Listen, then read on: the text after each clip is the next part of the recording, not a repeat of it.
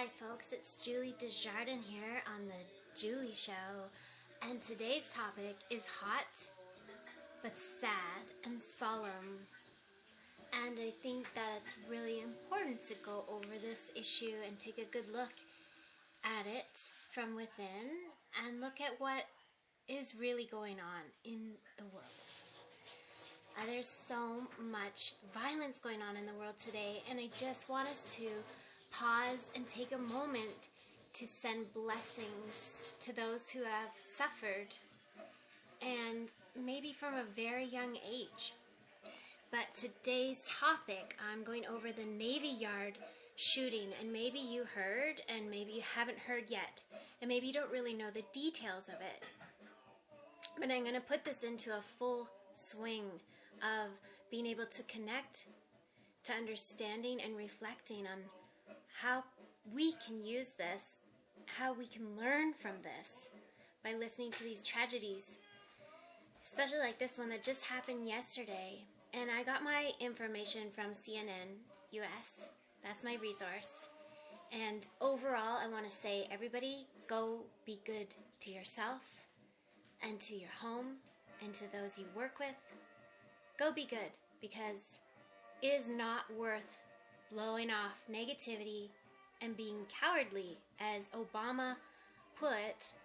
I mean, this is very extreme form of cowardly action to attack most likely innocent civilian people within the Navy Yard. First of all, how did this guy get in the Navy Yard? I mean, he's on contract, and you would think one of the most secure places that's going to have lots of security to go through wouldn't allow a guy in who has a record of being kind of out of it as far as how does he handle his anger.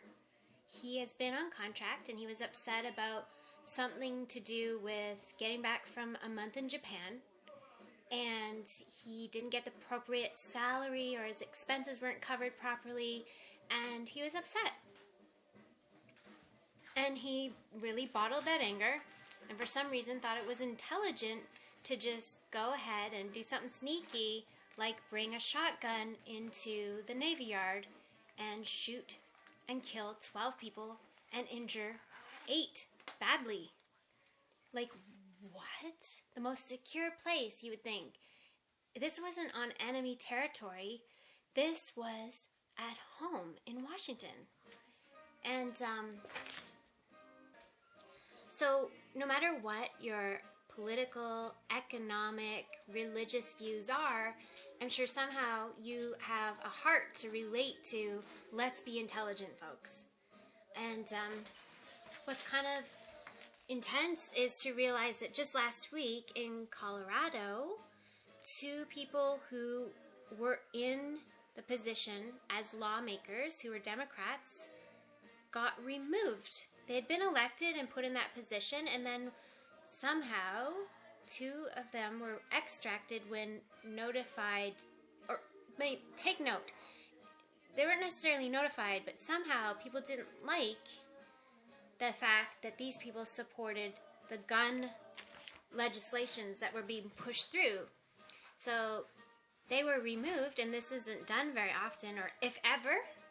They were removed from their position of power, or just wanting to push this legislation that connects with Obama's focus and what he's pushing for, which is to have more gun regulation. And he also pushes for security background checks, especially within these military spaces. There was no security background check on this guy. He had had an arrest. I'm talking about this guy yesterday. He had had an arrest, and he's 35, 34. One guy totally went in with a shotgun, had his security pass to get in there, and nobody noticed that he had a gun in his car with him as he went into the yards. And he actually went into an above situation, into the atrium, and shot down above on people. So who let him up there? Like, who lets people go up into these spaces just like that? Well, he must have punched out some security guy, because he had 2 security pistols, it looked like. And they don't know how he died yet. I don't know if that's released yet. but he did die at the end of his freak out. But it was a premeditated freak out. It was not premeditated. It was not just a reactionary, well, screw you. It was like, I am really going to screw you. And why was there no proper security to this situation? You may be like, so what? They're in the military. That's the risk they take. But mostly these people are here to protect us here. And most of them were civilian office workers who work to protect people. And the security was lacking. And you know what? That's not Obama's fault, because that's not his point of view. And he doesn't have control over everybody's sloppiness. And he doesn't have control over the laws. Like, there should be a law on strengthening the security. They may tighten up and get stronger at doing background checks. Like, nobody realized this guy has been arrested for firing his arms when he shouldn't be. He was angry at some construction work and he shot the tires out. And really, if you're going to have guns, which, as I was saying about the lawmakers being replaced last week in Colorado, they were elected in, and then the whole state of Colorado, like, voted and ousted these two lawmakers who agree with gun legislation and more, screening of people when they want to purchase a gun, and replaced those lawmakers with two people who are Republicans and agree with gun rights and aren't as tight about screening who's getting guns. So, honest to God, Obama is not to blame. He's doing his best to push the protection for people. And if you're going to have guns, you should have an anger management course that modifies what the heck's going on in your mind. Because if you've got a gun, you better have a really good reason to have a gun. Because it's based on fear and anger and revenge and illegal dealings. And yeah, people want to protect themselves. But truly, there needs to be a better look at this, because innocent people shouldn't be shot. And I don't think it's funny business, guns. It's serious business. And I just want to pay my respects to all those who have been involved in gun violence. Whatever side of the gun you're on, I just ask for us to reflect and bring inner peace to ourselves. There are more intelligent ways to solve our problems.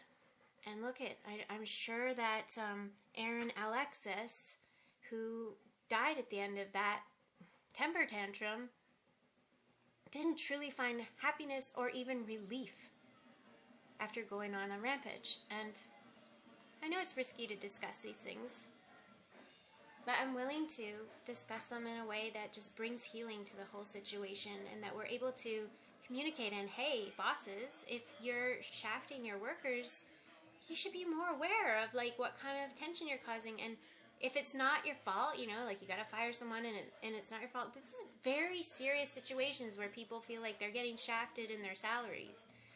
There needs to be a lot more understanding. And at the same time, I think that we gotta be more careful with our negativity within our own homes.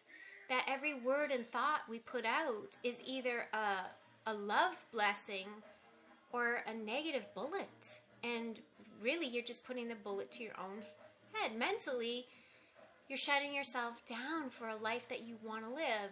And people can be at war within their own families. And it could just be overlooked as, because it becomes a bad habit. And I think that negativity is extremely reflected in such a situation, to realize that even within a home, there can be so much pain, or within a company, there can be so much pain and so much negativity.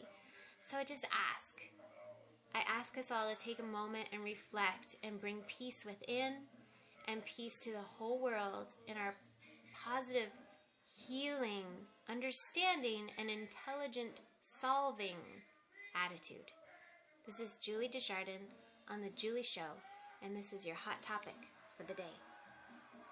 Tell me what you think in the comments below, and please keep it positive, because life's too short.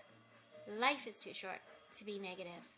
And subscribe to my YouTube channel if you're really digging these hot topics. Like it, share it. is a hot thought of the day.